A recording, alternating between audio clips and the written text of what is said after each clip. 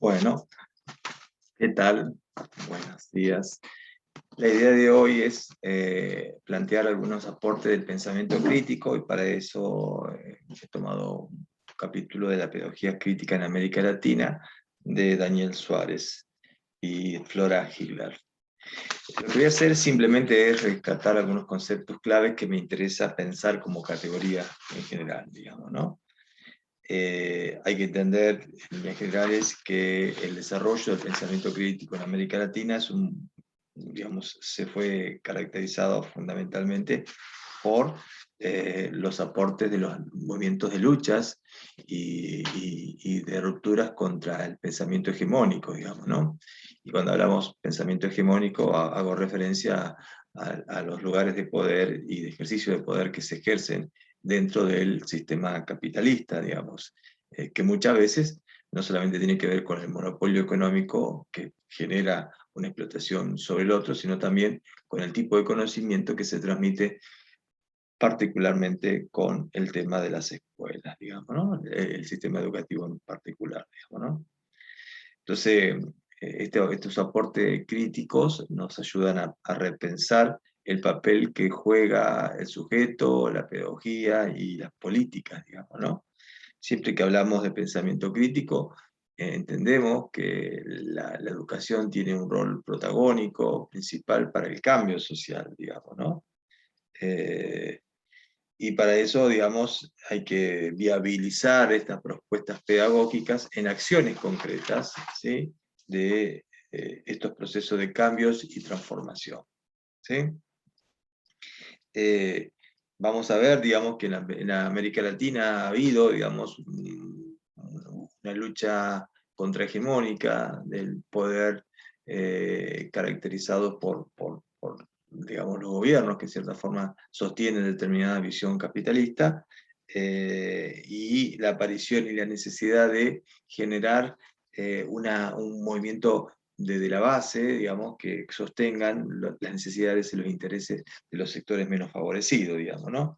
Y esto se ha visto no solamente en Argentina, sino también en América Latina, en particular en México, ¿no? Con los movimientos del zapatismo y la lucha por la igualdad de condiciones, como para generar una contraposición a estos modelos territoriales, digamos, ¿no?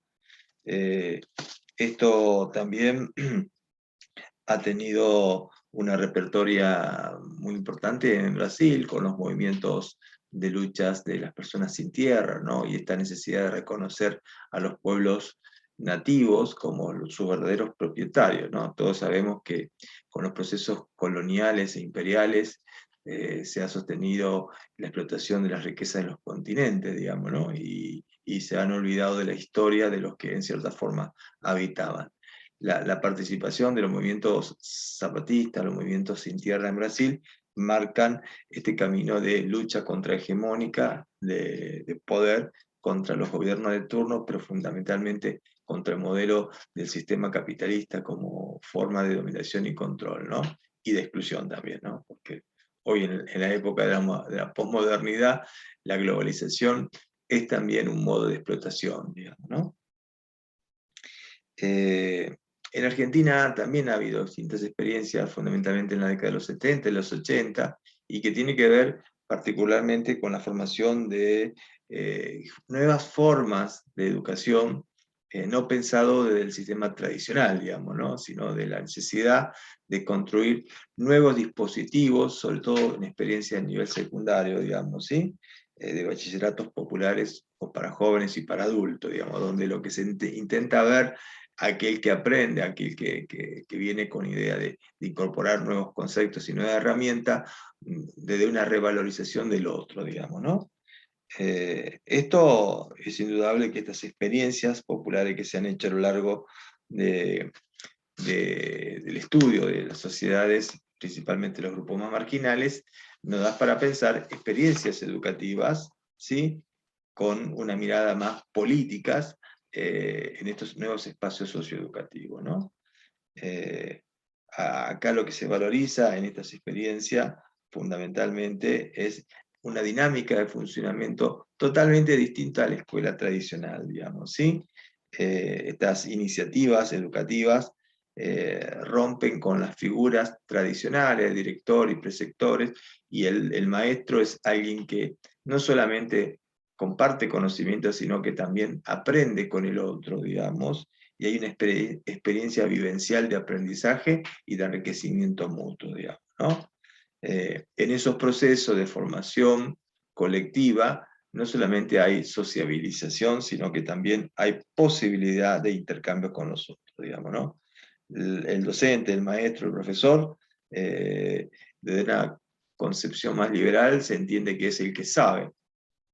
Dentro de estas propuestas pedagógicas, estos roles se cuestionan y se trata, digamos, de entender que el proceso de conocimiento no solamente tiene que ver con determinados contenidos o saberes, sino que también reconocer los saberes y conocimientos que traen los sujetos a partir de su experiencia de vida, digamos, ¿no? Acá, en el posicionamiento más liberal de la escuela tradicional, el educador es el que en cierta forma se posiciona como un técnico que viene a dar explicaciones de lo que ocurre en el proceso escolar, y dentro de estas propuestas pedagógicas comunitarias, lo que se intenta es generar una relación dialéctica con el otro, y sobre todo pensando en la reflexión para la acción, ¿no? Gramsci, si bien él, digamos, se ha caracterizado por ser un filósofo crítico, digamos, si bien él no ha estudiado en las universidades, pero sí ha tenido esas experiencias de vida con las cuales ha entendido que la educación es una decisión política, ideológica, que tiende que ayudar a esa persona a poder pensar, y pensar no del esquema tradicional, vertical, capitalista, sino de entender que los procesos de formación son procesos que se dan de una manera horizontal, donde tanto educando y educador van de la mano para un proceso en común, que es la posibilidad de desarrollar pensamientos críticos a través de la praxis y de la reflexión, digamos, ¿no? Como sabemos, Gramsci ha estado durante mucho tiempo y ha escrito sus publicaciones fundamentalmente en el periodo crítico de la historia italiana, digamos, desde 1929 hasta 1935. Él estuvo prácticamente preso, como preso político, digamos, por su pensamiento marxista, fundamentalmente comunista, y desde esos espacios empezó como a construir los cuadernos de la cárcel, que él empieza como a tener una visión cómo se puede hacer desde la institución del Estado, en este caso la cárcel en sí mismo, generar a otros que también estaban en condiciones de detenido, ayudarles a leer y a escribir para poder pensar y para poder desarrollar una ideología que sea transformadora, de lucha y contrapropuesta al sistema tradicional, digamos, ¿no? En los textos que él refiere, ha hecho un análisis crítico de textos que han sido clásicos, como El Príncipe, digamos, de Maquiavelo, donde, bueno, dice, nos invita a pensar, quizás cambiando la época, el contexto histórico en el que se escribió, reactualizarlos con el pensamiento crítico para ver las caracterizaciones, los grupos de poder y cómo desde el ejercicio de poder se gobierna y se controla a la población, digamos, ¿no? Por eso los aportes, los cuadernos críticos de Gramsci, lo que hace es justamente dar un basamento ineludible para poder entender desde el pensamiento crítico y liberador esta idea de cambio y transformación, digamos, ¿no? Gramsci no entiende la pedagogía clásica como un modelo, o entiende como la pedagogía clásica como un modelo más institucional de transmisión de ideología, digamos, ¿no? Dice en realidad, y esto atraviesa todos los sectores sociales y en diferentes niveles, esto pensémoslo, primario, secundario, universitario, pero él sostiene que en realidad hay que construir otro tipo de rapport pedagógico, digamos, ¿no? Y no llevar el conocimiento y las situaciones de experiencia como espacios de formación institucionales solamente, digamos, ¿no? El sujeto aprende, se enriquece y trae experiencia para empezar a reconocer y romper con la hegemonía predominante, digamos, ¿no? Y para eso deben generar ciertas condiciones de rapport pedagógico, es decir, de interacción, de escucha, de aprendizaje, donde en cierta forma uno puede empezar a generar estos pequeños movimientos de cambio, ¿no? Gramsci entendía, digamos, que siempre hay una lucha de poder, de hegemonía y contrahegemonía. La hegemonía está determinada justamente por los saberes, conocimientos y experiencias que se transmiten desde una mirada más eurocéntrica, ¿no? De lo que los otros dicen como cultura a seguir, digamos, ¿no? El modelo contrahegemónico es justamente la acción, el pensar, la reflexión y la praxis educativa que lleva al cambio de pensamiento respecto a esos posicionamientos, digamos, ¿no? El movimiento contrahegemónico en sí mismo, digamos, se sustenta fundamentalmente en un sujeto pedagógico comprometido con lo social, digamos, ¿no? Y sobre todo atravesado por una política. Él entendía, digamos, que el papel de la educación es central como formación política e ideológica, digamos, y desde ese lugar ayudar a los otros a su formación para poder generar estos cambios necesarios que la escuela necesita para los procesos de transformación, ¿no? Desde esta mirada contrahegemónica, vamos a ver que se generan nuevos espacios, ¿sí? Se edifican nuevas formas de participación, no solamente tanto en el currículum en sí mismo, sino también en el colectivo de educados y educadores, en ese proceso de transformación colectiva, digamos, ¿no?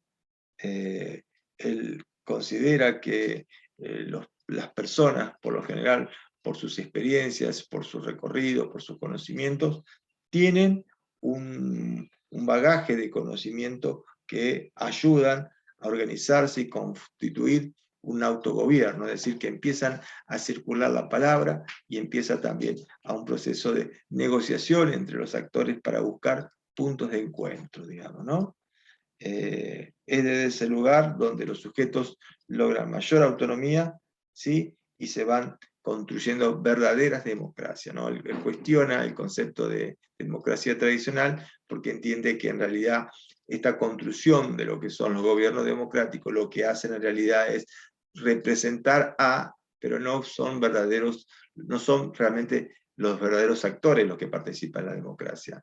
En el autogobierno, en la necesidad de la comunicación, en el trabajo grupal y en el consenso de los valores y significaciones que se producen en la interacción con lo otro, hay un verdadero proceso de enriquecimiento y de acción participativa democrática, digamos, ¿no? Es indudable que en ese proceso de adquisición de conocimientos y de experiencia hay un verdadero proceso de cambio, digamos, ¿no?